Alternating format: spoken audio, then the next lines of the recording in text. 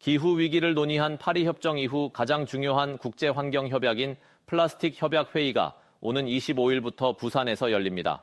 전 세계 170여 개국 정부 대표단이 참석해 인류를 위협하는 플라스틱 오염 문제 해결을 위한 협약 체결에 나서는데요.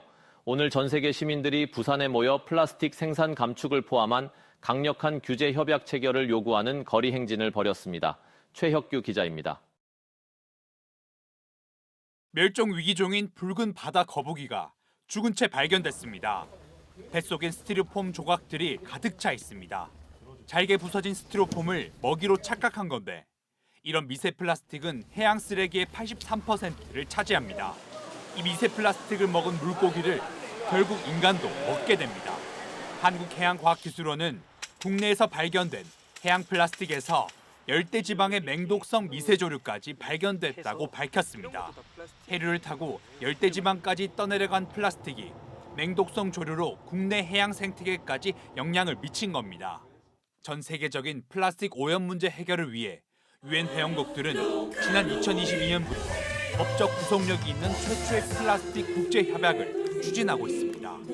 오는 25일 부산에서 전 세계 170여 개국 정부 대표단이 참가하는 마지막 제5차 회의를 앞두고 세계 시민들이 한자리에 모였습니다. 전 세계에서 모인 1000여 명이 넘는 시민들은 강력한 플라스틱 협약을 촉구하는 대규모 행진을 열었습니다. 플라스틱을 재활용한 옷을 입고 생산을 줄이자는 피켓도 들었습니다. 저희 참여한 거는 플라스틱에 관련된 피로감이 이제는 피로증처럼 이게 사람들에게 가시화돼서 나타나기 시작했다는 의미로 저희는 환자복을 이렇게 챙겨 입고 왔고요. 그린피스는 세계 4위 플라스틱 생산국인 한국도 플라스틱 감축에 책임감이 크다고 강조합니다. Greenpeace Korea has released reports recently showing that recycling in Korea will never keep up with the amount of plastic that's produced. We also just released a report showing that Korea's petrochemical sector and plastic production is a massive contributor to climate change. 앞선 4차례 회의에서는 플라스틱 생산 감축을 놓고 재활용 확대를 주장하는 산유국들의 반대가 거셌는데 마지막 5차 부산 회의에 어떤 결론을 낼지 주목됩니다. KNN 최혁규입니다. 대한항공과 아시아나를 합병하면 통합 LCC 본사는 부산에 둘 것이라는 약속은 여전히 지켜질 기미가 보이지 않습니다. 이런 가운데 감사원이 항공사 합병 과정에 대한 감사에 착수할지 관심이 쏠립니다. 김상진 기자가 보도합니다. 지난 2020년 10월 대한항공과 아시아나의 합병 결정을 내리면서 정부는 진에어, 에어서울, 에어부산을 합친 통합 LCC 본사는 지역에 두겠다고 약속했습니다. 문서상 지방 공항을 기반으로 둔다고 모호하게 표현했어도 사실상 부산으로 공언한 거지만 4년이 지난 지금껏 본사 소재지는 결정되지 않았습니다. 국회 예결특위에서 곽규택 의원은 합병 결정 이후 항공요금 인상과 마일리지 피해를 없게 하겠다는 약속, 통합 LCC 본사를 부산에 두겠다는 약속 모두 파기되고 있다며 감사원에 감사를 촉구했습니다. 정부가 한 약속들이 지켜지지 않으면서 야기되고 있는 정부 불신과 관련해서 책임이 있다면 책임을 물어야 하지 않겠습니까? 저희들이 좀 더 적극적으로 좀 검토를 해보도록 하겠습니다. 현재 감사원은 합병 과정 전반을 들여다보고 있는 것으로 전해졌습니다. 국회가 감사 요구를 하는 방안, 감사원이 자체적으로 감사 계획에 반영하는 안이 거론됩니다. 처음 당시 합병 과정부터 살펴보겠다는 약속을 한 상태니까 이번 예산국회 국면이 마무리될 쯤에 감사원의 구체적인 또 행동을 또 기대하고 있는 상황이고요. 당사자인 국토부와 산업은행도 실제 감사가 착수될지에 촉각을 곤두세우고 있습니다. 별다른 진전이 없는 통합 LCC 본사 부산 유치 논의에 새로운 반전의 계기가 마련될지 향후 진행 과정에 관심이 쏠립니다. 서울에서 KNN 김상진입니다. 우주항공청 개청 뒤 국내에도 우주 관련 산업이 빠르게 성장하고 있습니다. 하지만 위성 개발을 하는 데 있어 부품 수급 등 현실적으로 어려운 문제도 많다고 하는데요. 자세한 내용을 이태훈 기자가 취재했습니다.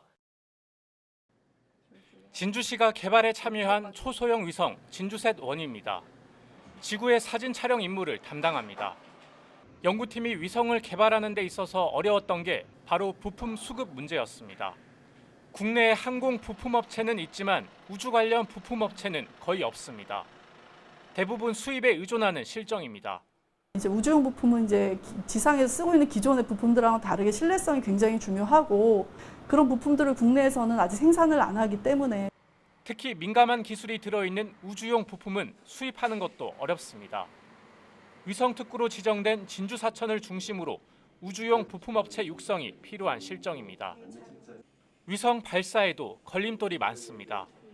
기존의 위성 발사는 주로 미국과 러시아에서 이루어졌는데 러우 전쟁으로 대부분의 위성 발사가 미국 스페이스 X사로 몰리고 있습니다.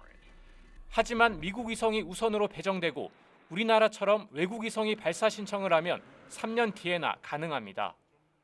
지금 누리호가 꽤나 이제 고비용 발사체인데 저비용화돼야지만 우주 개발에 용이합니다. 우주항공청은 미국 스페이스 X사처럼 발사 비용이 저렴한 재사용 발사체 개발에 들어갈 계획입니다. KNN 이태훈입니다. 오늘 오전 11시 15분쯤 김해시 한림면에 한 폐 배터리 처리 공장에서 불이 나 40분 만에 꺼졌습니다. 이 불로 작업을 하던 60대 한 명이 숨지고 2명이 다쳐 병원에서 치료를 받고 있고 소방은 피해 규모를 추산하고 있습니다. 해당 공장은 중대재해처벌법 적용 대상 사업장으로 경찰은 정확한 화재 경위 등을 수사하고 있습니다. 시민 디지털 축제인 2024 센텀 디지털 위크가 오늘부터 일주일 동안 부산 센텀 뮤지엄원과 경남정보대학교 캠퍼스 컨벤션홀에서 열립니다. 오늘 센텀 디지털 위크의 첫 시작으로 뮤지엄원에서 미디어 아트를 체험할 수 있는 미디어 아트 샌디위크 팝업 행사가 개최됐고 오는 27일부터는 디지털 산업 리더들이 참여하는 컨퍼런스 등이 열릴 예정입니다. 동아대병원이 김해의 장애인 복지시설인 은송의 집에서 사랑의 김장김치 담그기 봉사활동을 실시했습니다. 동아대병원 임직원 30여 명이 김치 300포기를 담가 겨울용 이불과 함께 전달했고 색종이를 활용한 모자이크 미술 활동도 함께했습니다.